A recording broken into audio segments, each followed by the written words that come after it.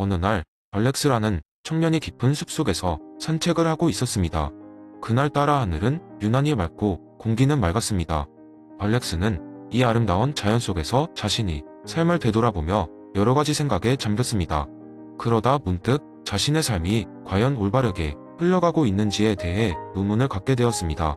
그렇게 생각에 잠기며 걷던 중 그는 길 측면에 놓인 오래된 벤치에 앉아 쉬기로 했습니다. 벤치에 앉아있던 알렉스는 가방 속에서 책 한 권을 꺼내 들었습니다. 그 책은 프리드리히 니체의 작품이었고 영원한 회귀라는 개념에 대한 내용을 담고 있었습니다. 그는 그동안 니체의 철학이 어렵게 느껴졌기에 미뤄왔었지만 모처럼의 여유를 만끽하고자 그날만큼은 책을 펼쳐보았습니다. 책 속에서 니체는 만약 당신의 삶이 끝없이 반복된다면 당신은 그 삶을 똑같이 살겠는가? 라는 질문을 던집니다. 알렉스는 이 한 문장에 사로잡혔습니다. 이 단순하면서도 심오한 질문 속에 그의 삶을 뒤흔들 만한 힘이 실려 있었습니다. 알렉스는 잠시 눈을 감고 상상해 보았습니다.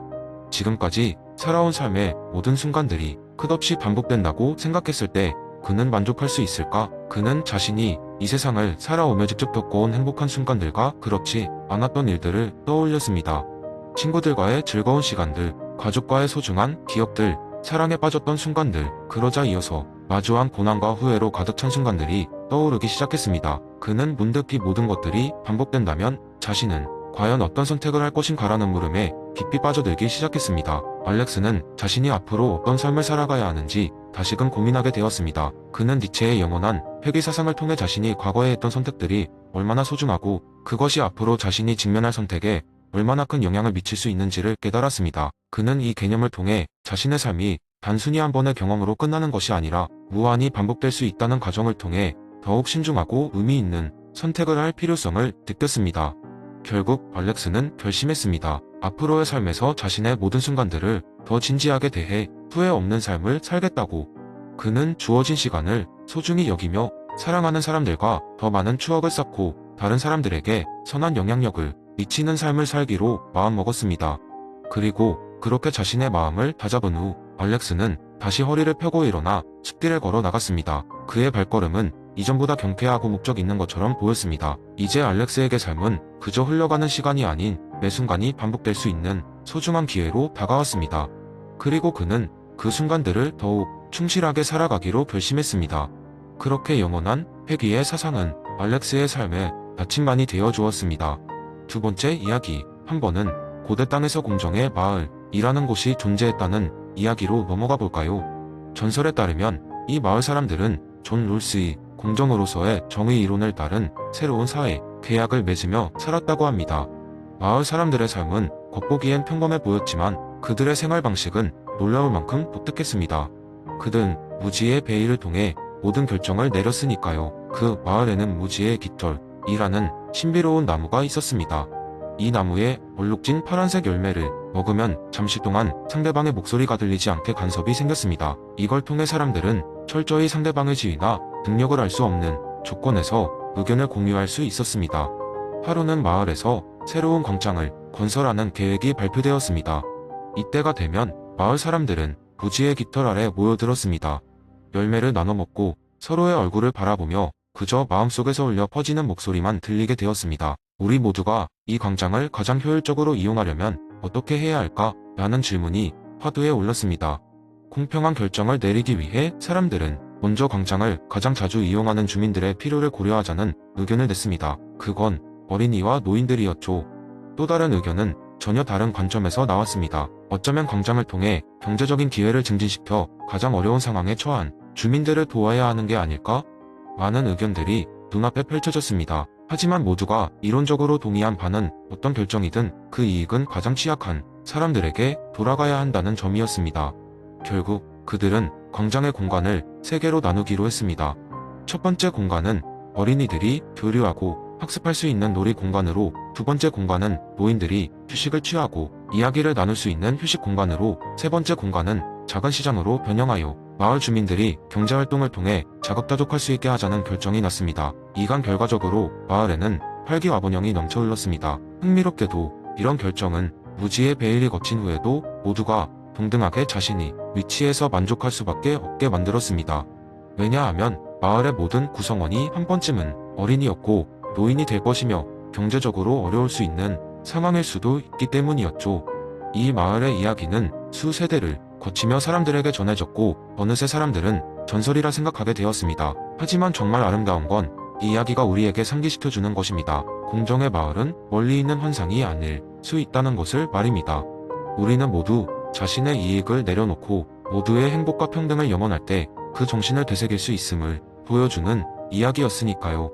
이 썰은 전해져 내려오며 사람들에게 묻습니다. 당신이 그 마을의 주민이라면 어떤 결정을 내리겠습니까? 세 번째 이야기. 옛날 옛적 멀고 먼 나라에 행복한 왕국이 하나 있었어요. 이 왕국의 사람들이 추구하던 절대적인 원칙은 바로 최대 다수의 최대 행복이었어요. 이들은 매일 아침 이 방침을 되새기며 하루를 시작했고 그의 전통은 자연스레 왕국 전역에 퍼져나갔습니다. 이곳에서는 모든 큰 결정을 하기 전에 과연 얼마나 많은 사람들이 행복해질까? 라는 질문이 항상 우선순위에 있었죠. 어느 날 왕국의 성대한 축제가 코앞에 다가왔습니다. 이 축제는 왕국에서 가장 큰 행사로 모든 이에게 가장 기대되는 날이었죠. 축제의 하이라이트는 바로 전설적인 황금 광장의 대연회였습니다.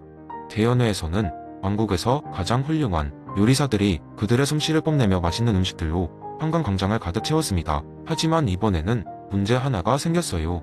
축제준비위원회에서 예상치 못한 어려움에 직면한 것입니다. 축제준비위원회는 대연회의 중심 메뉴에 대해 큰 고민에 빠졌어요. 두 가지 선택지가 있었는데요. 하나는 킹덤버거였고 다른 하나는 비스트로 파이였습니다. 킹덤버거는 부드럽고 큼직한 패티에 신선한 채소가 어우러져 모든 연령대의 사랑을 받는 요리였어요. 그러나 비스트로 파이는 정교한 조리법과 풍부한 재료로 만드는 고상한 음식으로 미식가들 사이에서 인기가 많았습니다. 공리주의의 원칙을 철저히 따르기로 유명했던 축제준비위원회는 이두 요리 중 무엇을 선택해야 최대 다수의 최대 행복을 유지할 수 있을지 깊이 생각했어요. 왕국의 주민들을 대상으로 대규모 설문조사를 실시한 끝에 압도적인 다수가 킹덤버거를 원한다는 결론이 나왔죠. 하지만 결정을 내리고자 했던 찰나 한 명의 장로가 나섰습니다. 장로는 이렇게 말했어요. 모든 이를 만족시키기는 어려운 법이지만 우리는 항상 선택의 의미와 결과를 신중하게 생각해야 합니다. 킹덤버거가 다수의 선택이긴 하지만 비스트로 파이를 즐길 기회를 박탈당하는 사람들에게는 큰 아쉬움으로 남을 것입니다. 그렇기에 우리는 그 어느 때보다 다각도로 고민하고 더 큰 그림을 볼 필요가 있습니다. 이에 따라 준비위원회는 공리주의적 접근에 잠시 멈춰섰습니다. 추가 논의 끝에 두 요리를 동시에 제공하되 킹덤버거는 손쉽게 즐길 수 있도록 대량으로 준비하고 비스트로 파이는 특별 초대장을 통해서 제공하기로 했죠. 이는 모든 이에게 만족과 기대를 한층 더 높여주며 모두가 행복할 수 있는 균형을 이루려는 시도였어요. 축제 날이요. 황금 광장은 다양한 요리들로 가득 찼습니다. 사람들은 높은 기대 속에 킹덤 버거를 맛보며 웃음을 띄웠고 비스트로 파이를 손에 든 사람들은 그 고급스러움에 감탄을 맞이 않았죠. 그날의 축제는 몇 년 후에도 회자될 정도로 성공적이었고 그 이후로 왕국은 단순히 다수의 행복만을 추구하지 않고 다양한 관점에서 정의와 행복을 살펴보며 명성을 쌓아갔답니다. 끝으로 이 이야기는 단순한 다수결의 원칙만으로는 잠재된 문제점이나 희생의 가능성을 간과할 수 있다는 것을 일깨워줍니다. 그리고 때로는 더 많은 고민과 절충을 통한 공동체의 포용력이 더욱 넓은 행복을 가져올 수 있음을 보여주죠. 네 번째 이야기. 옛날 옛적, 즉 제레미 벤담이 아직 활발하게 활동하던 시기에 영국의 한 작은 마을에 벤담이 공리주의 이론을 열렬히 지지하는 한 젊은 철학자가 살고 있었습니다. 그의 이름은 윌리엄 하퍼. 그의 사명은 벤담의 철학을 마을 사람들에게 알리고 최대 다수의 최대 행복을 어떻게 실현할 수 있을지 가르치는 것이었습니다. 어느 날 윌리엄은 마을 사람들에게 공리주의 이론을 설명하고자 마을 광장에서 만남을 주선했습니다. 그는 큼직한 칠판과 알록달록한 분필을 준비하고 사람들이 모이기 시작하자 본격적으로 이야기를 시작했습니다. 사람들이여, 오늘 저는 우리가 어떻게 더 행복한 공동체를 만들 수 있을지 여러분과 이야기를 나누고자 합니다. 우리의 목표는 최대 다수의 최대 행복입니다. 처음에 사람들은 고개를 갸우뚱했지만 윌리엄은 굴하지 않고 계속 설명했습니다. 예를 들어 만약 우리가 마을 공원에 새로운 놀이기구를 설치한다고 생각해 봅시다. 어떤 놀이기구가 가장 많은 사람들에게 행복을 줄 수 있을까요? 그 선택은 단순히 누구의 요청이 가장 큰 소리를 냈는가에 달려선 안 됩니다. 우리는 모두의 쾌락과 고통을 계산해야 합니다. 윌리엄의 설명에 마을 사람들은 점점 관심을 가지기 시작했습니다. 그는 마을의 한 토끼 농장에서 벌어진 이야기를 들려주었습니다. 우리 마을의 토끼 농장에서는 매년 봄마다 큰 축제가 열려왔습니다. 하지만 항상 문제가 있었습니다. 핫초코를 파는 부스가 너무 먼 데에 위치해 있어서 많은 사람들이 맛보지 못했죠.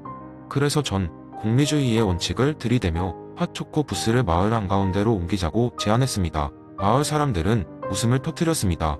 그게 어떻게 최대 행복을 준다는 거야? 누군가 물었습니다. 윌리엄은 미소 지으며 대답했습니다. 단순해요. 더 많은 사람들이 핫초코의 기쁨을 누릴 수 있게 된 것이죠. 그리고 그 결과 축제의 만족도가 급격히 상승했습니다. 모두가 웃고 즐기면서 축제는 이전보다 훨씬 더 활기차졌습니다. 사람들은 머리를 끄덕이며 그 이야기에 수긍하기 시작했습니다. 이제 그들은 공리주의가 일상생활에 실제로 어떻게 적용될 수 있는지 상상하기 시작했습니다. 윌리엄은 더욱 열정적으로 계속 이어갔습니다. 우리의 목표는 모두의 쾌락을 극대화하고 고통을 최소화하는 것입니다. 그 어떤 결정이든 더 많은 사람들에게 더 큰 행복을 주는지 생각해 봅시다. 며칠 후 마을 사람들은 윌리엄의 가르침을 실천에 옮기기 시작했습니다.